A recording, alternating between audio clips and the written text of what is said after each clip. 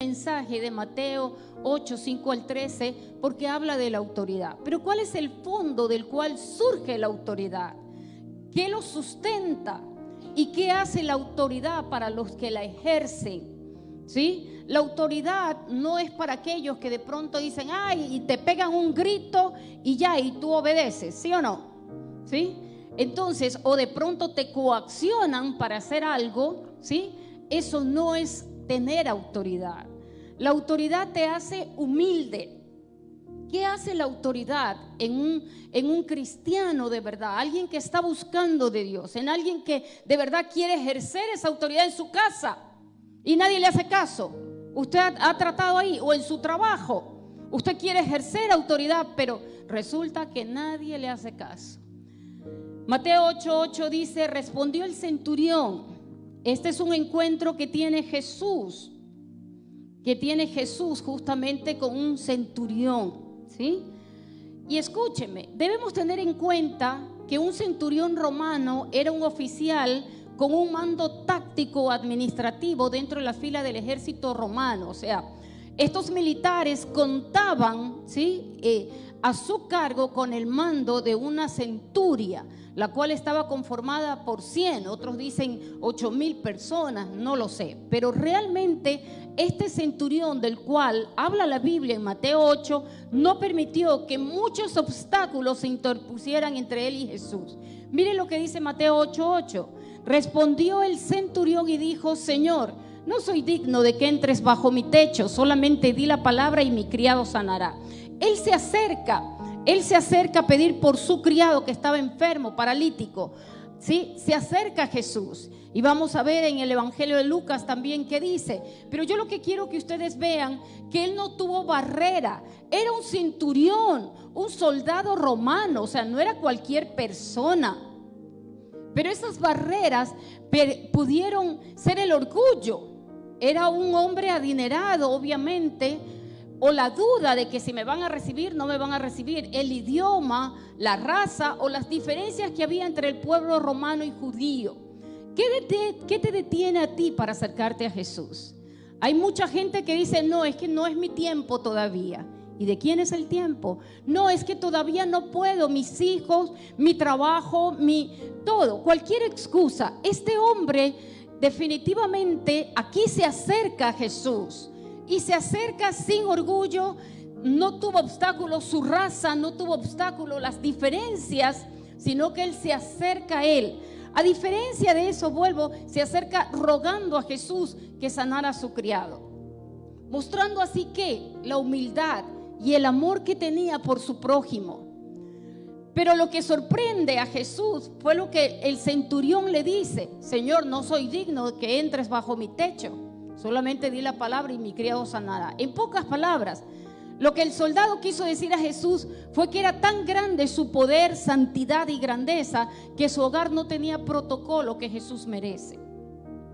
¿Por qué? Porque cuando usted está en una intimidad con Dios, usted conoce realmente a Dios. Escúcheme, cuando usted se ve, cuando está en la presencia de Dios, realmente nos vemos como somos. Una cosita chiquita que a Dios le plació usarnos, a Dios le plació morir por nosotros, a Dios le plació entregarse a sí mismo por nosotros. Amén.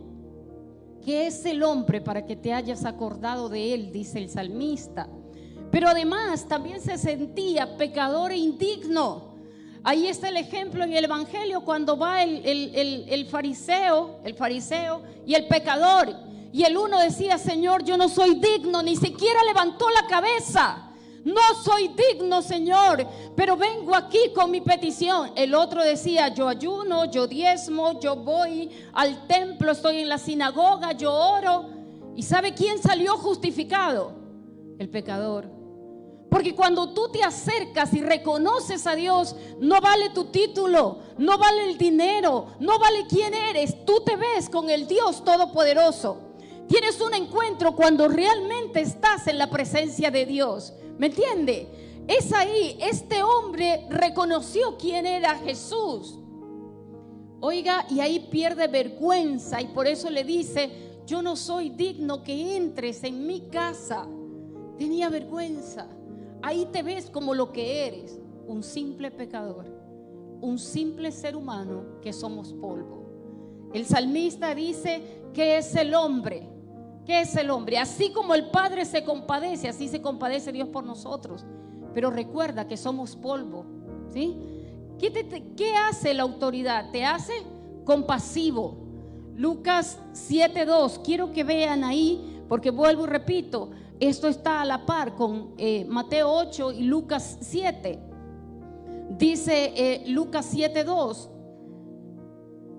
y el siervo de un centurión, a quien éste quería mucho, estaba enfermo a punto de morir.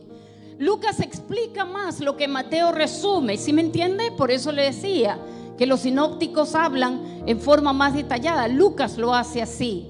Entonces, mire lo que pasa.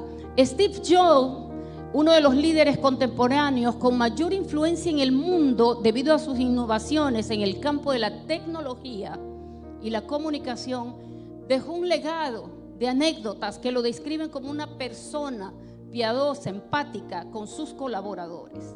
Heidi Roisin, directora de una empresa que distribuía software para Macs en la década de los 80, hizo público que cuando ella perdió a su padre, el fundador de Apple, le hizo una llamada, ¿sí? Le hizo una llamada para un asunto de trabajo, sin que él supiera lo que había sucedido, que había muerto su padre. Cuando se lo comenté, me dijo: ¿por qué estás trabajando? ¿Sí? Y agrega que le pidió que le hablara sobre su padre. Así fue como la ayudó a desahogarse por medio de una breve charla, lo que le significó un gran alivio. Mire, este hombre con un poder económico era el jefe, pero definitivamente ella llama sin saber que había muerto su padre, y él empieza a que ella hable, porque muchas veces necesitamos ¿qué? Desahogarnos, sacar todo lo que tenemos dentro, y ella tenía el dolor de haber perdido a su padre. Pero este centurión definitivamente estaba perdiendo, dice Lucas 7:2, ¿sí? A quien quería mucho y estaba enfermo y a punto de morir. Este centurión se presentó delante de Jesús rogándole, pidiéndole que la presencia de Jesús viniera de una manera sobrenatural sobre su criado, porque estaba casi paralítico y gravemente atormentado. Él pide por su criado. Es una petición por otro. Lo importante que tenemos que rescatar de este versículo es la compasión que siente por su siervo. ¿Usted siente compasión? ¿Sabe qué es interceder? Es ponerse en medio. Viene la hermana, ahí está Ángel, el hijo de mi hermana amada, y iba a ser operado de urgencia. Nos pusimos enseguida en contacto en medio por esa petición, ¿me entiende? Eso es intercesión. Ponerse en la brecha, ponerse en medio entre la voluntad del diablo y la voluntad de Dios. Yo estoy aquí, ¿sí me entiende? ¿Qué pasa? Este hombre se acerca a Jesús, reconoce, se humilla, deja su orgullo, su raza, todo, y se acerca por ese criado que estaba muy enfermo. No era egoísta. Oiga, y en este tiempo justamente, en donde definitivamente, ¿cómo reconocemos a los que verdaderamente son cristianos o se dicen cristianos o que de pronto practican una fe? Mire lo que dice 2 de Timoteo, y quiero que lo ponga, 3:1-5. Yo lo voy a leer en la Nueva Traducción Viviente, por favor. Pablo le está escribiendo a Timoteo, 2 de Timoteo 3:1-5. Le está escribiendo a Timoteo, un joven, ¿sí? Era un joven. Entonces le dice: hey Timoteo, van a venir tiempos. Le dice y escribe en 2 de Timoteo 3:1-5. Timoteo, es bueno que sepas que en los últimos días habrá tiempos muy difíciles, pues la gente solo tendrá amor por sí misma y por su dinero, ¿sí? Serán fanfarrones y orgullosos, se burlarán de Dios, serán desobedientes a sus padres y malagradecidos.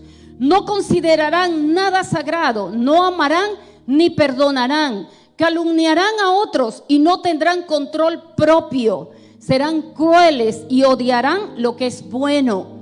Traicionarán a sus amigos, serán imprudentes, se llenarán de soberbia y amarán el placer en lugar de amar a Dios. Actuarán como religiosos, pero rechazarán el único poder capaz de hacerlos obedientes a Dios. Aléjate de esa clase de individuos. Mire el consejo que le está dando. Estamos hablando de que el centurión se acerca a Jesús reconociendo la autoridad de Jesús, pero a Jesús no le sorprende ello. Le sorprende que este hombre deja de lado orgullo, raza, idioma, todo, y va a interceder por su siervo que estaba muriendo. ¿Sí me entiende? Entonces Pablo aquí le está diciendo a Timoteo: hey, ¿cómo vas a reconocer? Porque son amadores de sí mismos, son egoístas, para mí solito. Por eso le digo, la iglesia no es de uno solo, somos, mire el que está al lado, mire el que está al lado, por favor. Ella es iglesia, mírenlo por favor, mírelo bien, despiértelo, mírelo bien. Somos iglesia. La iglesia no es de uno solo, la iglesia es de generación en generación, ¿sí? Entonces estamos hablando de que Pablo le dice: ¿cómo vas a conocerlos? Porque son egoístas, amadores de sí mismos, piensan en el dinero, van a decir a lo bueno, son religiosos, se burlarán de Dios. ¿Sí me entiende? Y mire lo que pasa. Y obviamente a Jesús le sorprende, claro, la fe que tenía el centurión. Y mucho se ha hablado de la fe, pero a mí me impactó. ¡Wow! Este hombre está intercediendo por su criado. Oiga, ¿cuánto a usted ha intercedido por un hermano que está muriendo? ¿Cuándo usted se ha puesto en la brecha por alguien? Recuerde que la fe viene por el oír, y el oír la palabra de Dios. Lucas 7:3, mire lo que dice Lucas 7:3. Cuando el centurión oyó hablar de Jesús, le envió unos ancianos de los judíos, rogándole que viniese y sanase a sus siervos. Lucas lo enfoca de que envió, dice, envió ¿a quiénes? A los fariseos, a los religiosos, a que intercedieran por él. Mire, a que intercediera por él. Y ellos vinieron a Jesús y le rogaron con solicitud, diciéndole, Lucas 7:4, es digno de que le concedas esto. ¿Sí?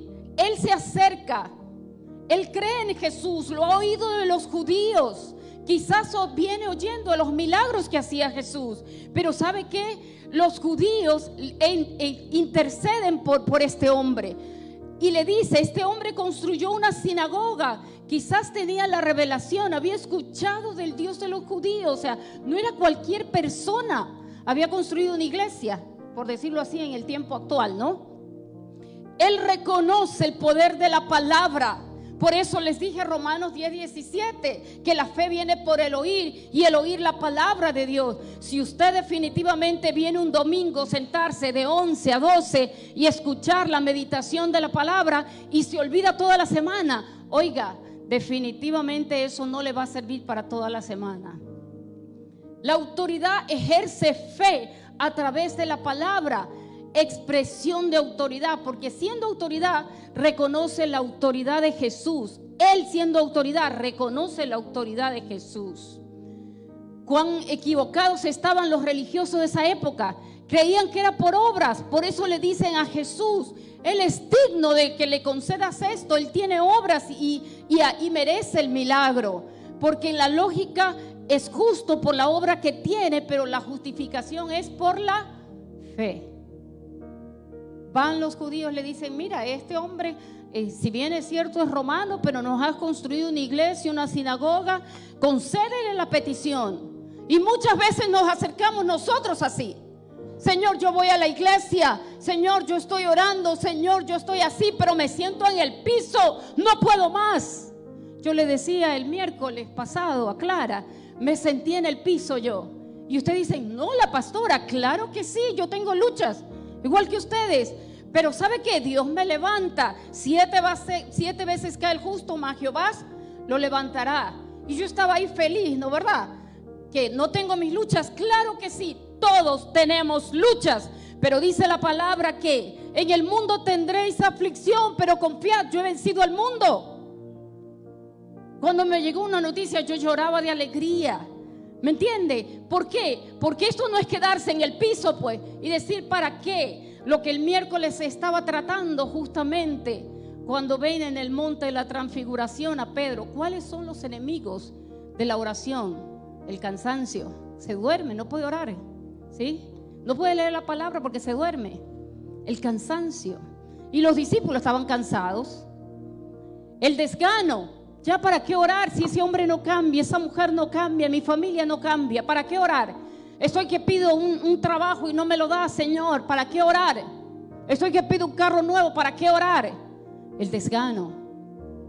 Pero la fe justamente viene por el oír, y el oír la palabra. Somos justificados por la fe. Miren lo que dice el apóstol Pablo en Romanos 4, 2 al 5. Porque si Abraham fue justificado por las obras, tiene de qué gloriarse, pero no para Dios. Dios no ve, por eso cuando yo hablo del diezmo, de la ofrenda, Dios no quiere tu plata, Dios quiere bendecirte. Dios quiere glorificarse en tu petición. Dios quiere que sepas de que si tú eres fiel, Él abre la ventana de los cielos y derrama bendición hasta que sobreabunde. ¿Qué dice también? Reprenderá al devorador. ¿Quién es el devorador? El que te enferma, el que te tiene postrado en una cama gastando plata en medicina. Oiga, yo conocí una mujer que se tomaba 16 pastillas en el día. ¿Sabe cuánto necesitaba de plata esa mujer? Bendito Dios. Eso es lo que hace justamente el devorador. Te devora y ya no vas a tener para compartir. Dice Romanos 4, 2 al 5, porque si Abraham fue justificado por las obras, tiene que gloriarse, pero no para Dios. Porque ¿qué dice la Escritura? Creyó Abraham a Dios y le fue contado por justicia. Pero al que obra, dice Romanos 4:4, no se le cuenta el salario como gracia, sino como deuda. Mas al que no obra, sino cree en aquel que justifica al impío, su fe le es contada por justicia. Oiga, es ahí cuando la fe, no es que yo tengo la plata y ahí doy, no. A mí me ha tocado dar todo lo que tenía. Y a mí me sucede cuando yo voy a predicar y yo digo, no, yo tengo que dar. Y a veces voy con lo limitado y Dios me bendice. ¿Me entiende? Las cosas suceden cuando aprenden ¿qué? A obedecer. Abraham obedeció. Y uno dice, es que era Abraham. No. Abraham salió de un pueblo idólatra, un pueblo sumamente idólatra. Y Dios lo tuvo que sacar de esa nación, de Ur de los Caldeos, para llevarlo a la tierra. Y le dijo, lo sacó de la tienda y le dijo, mira el cielo, ahí está lo que va a suceder contigo. A veces pensamos que porque hacemos obras merecemos que Dios nos responda. Es que yo soy bueno, yo no le hago mal a nadie. Yo trabajo, le soy fiel a mi esposa, soporto todas las aflicciones. No es así. Porque le dicen Lucas 7:5, mire lo que le dicen.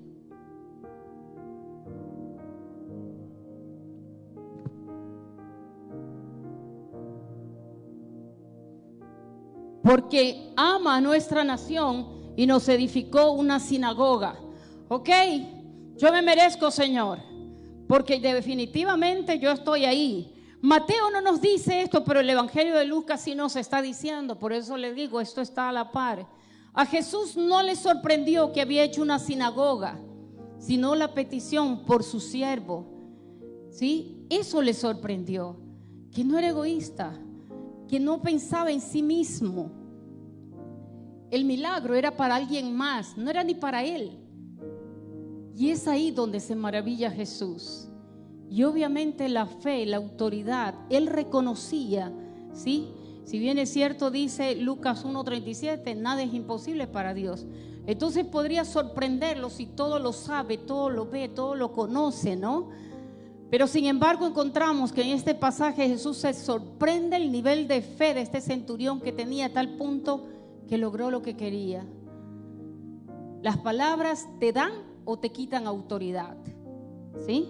Mateo 8:9 dice, porque también yo soy hombre bajo autoridad y tengo bajo mis órdenes soldados, y digo a este ve y va, y al otro ven y viene, y a mi siervo haz esto y lo hace. Por este motivo reconocía que al igual que muchos soldados estaban sujetos a las órdenes de él, pero por encima de él también tenía que obedecer a sus superiores. Hay algo superior.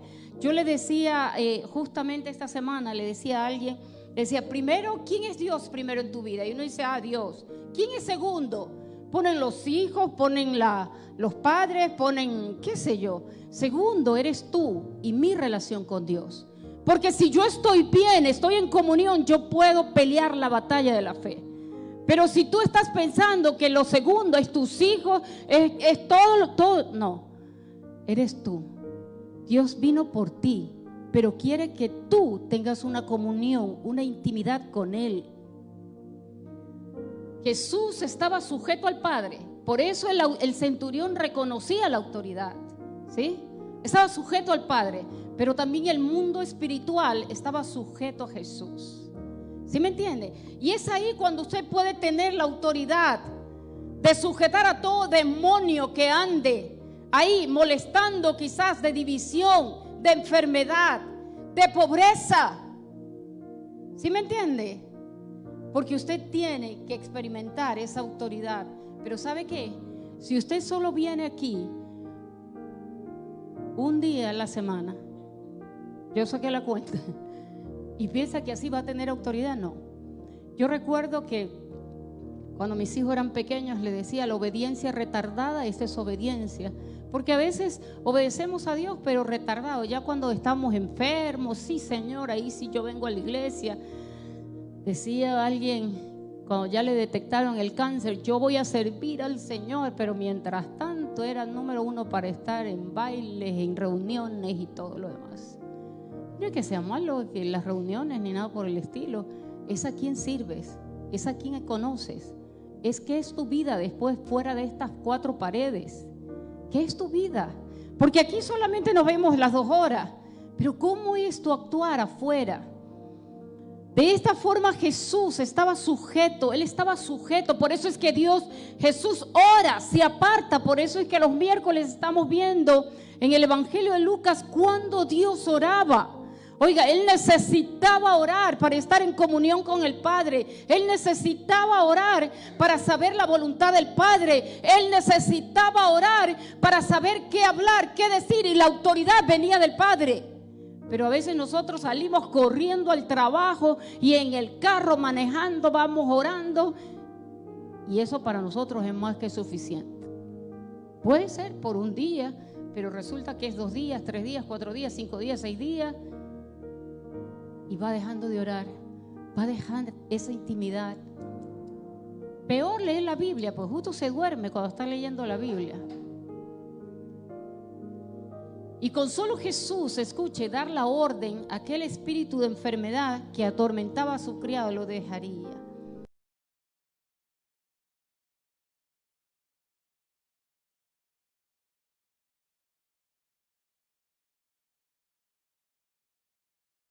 El milagro, pero otra cosa es saber cómo lo hace a través de su palabra.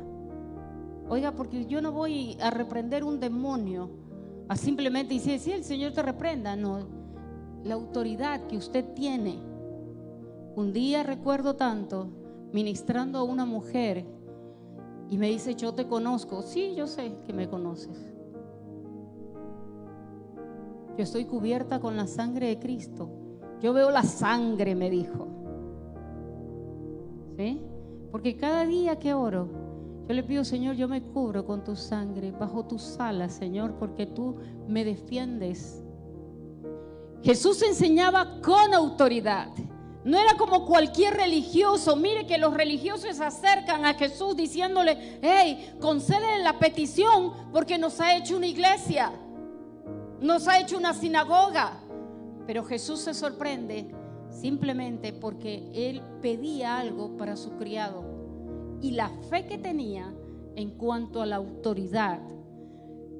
Y por eso, ¿cómo y de dónde proviene la autoridad? Jesús enseñaba con autoridad.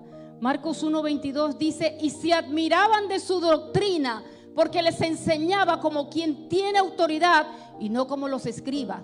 Porque usted puede repetir un sermón, usted puede repetir la palabra de memoria, pero su corazón está vacío. Su vida es un desastre, ¿sí? Eso es lo que las personas decían de Jesús, de su enseñanza.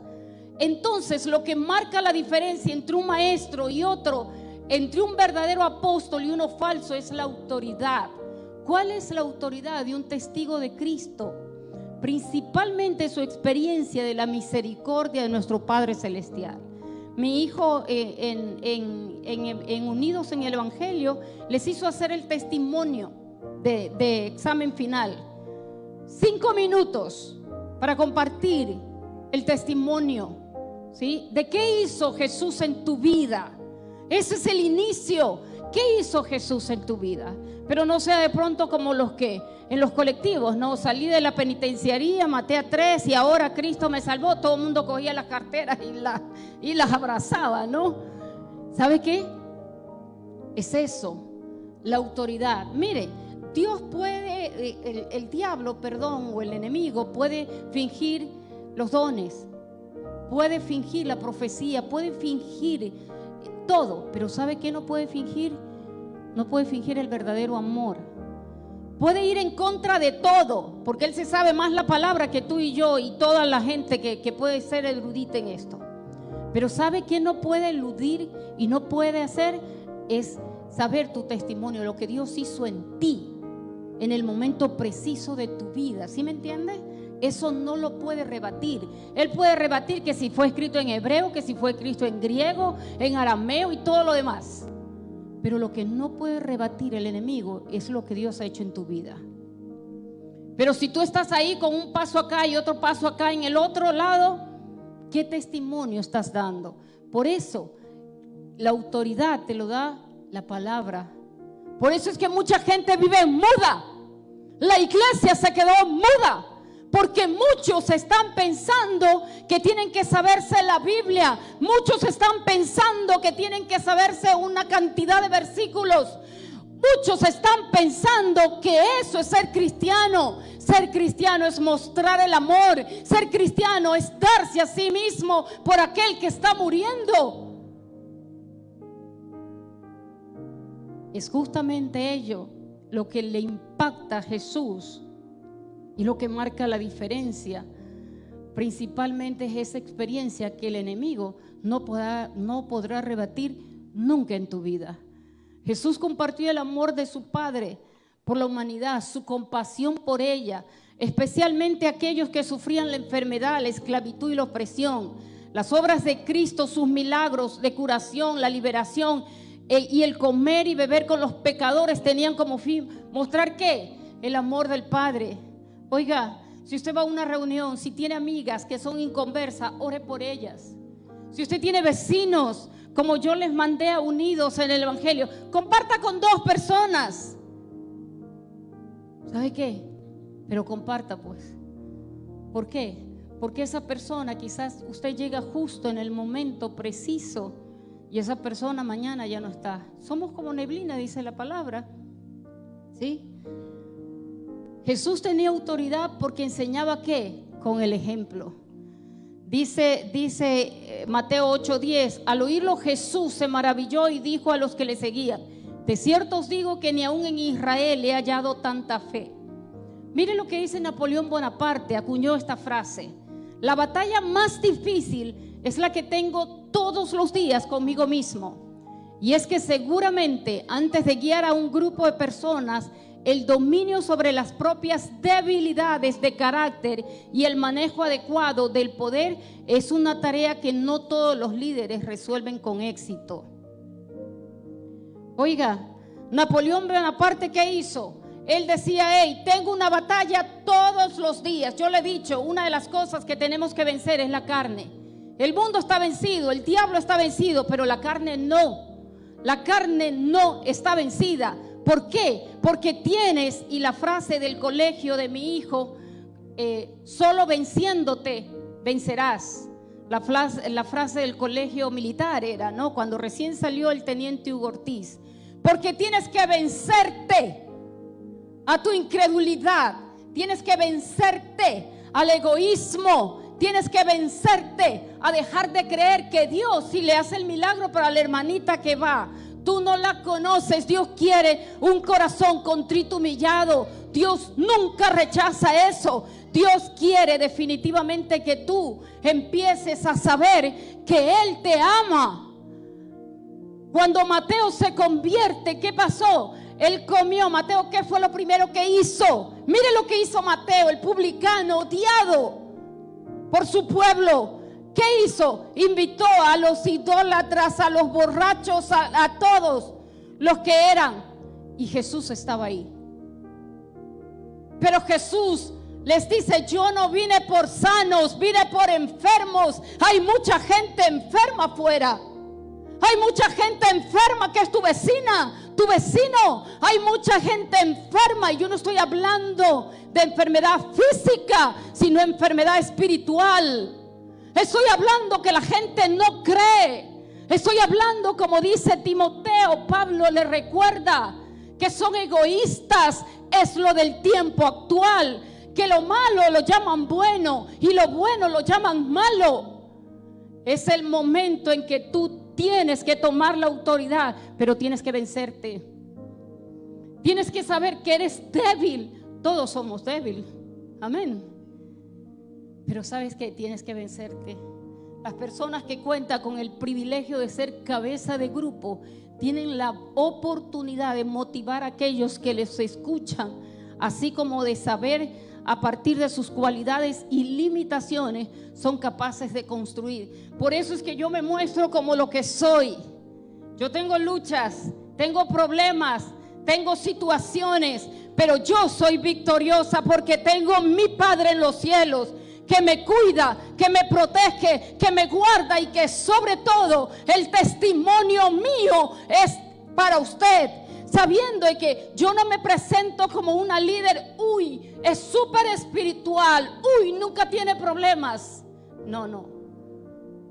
El líder es, como decía este hombre, Napoleón Bonaparte, que ganó la Revolución Francesa, es venciendo el carácter de uno mismo.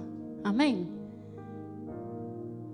Los líderes poderosos pueden afectar a miles y hasta millones de individuos a través del ejemplo, y Jesús es uno de ellos.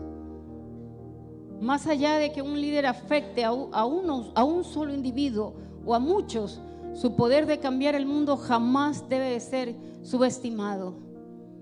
Oiga, aquí dijeron de Jesús, yo recuerdo, están en la sinagoga reunidos, Hechos habla de ello, y le dice: si este hombre que dicen que ha resucitado, ¿sí?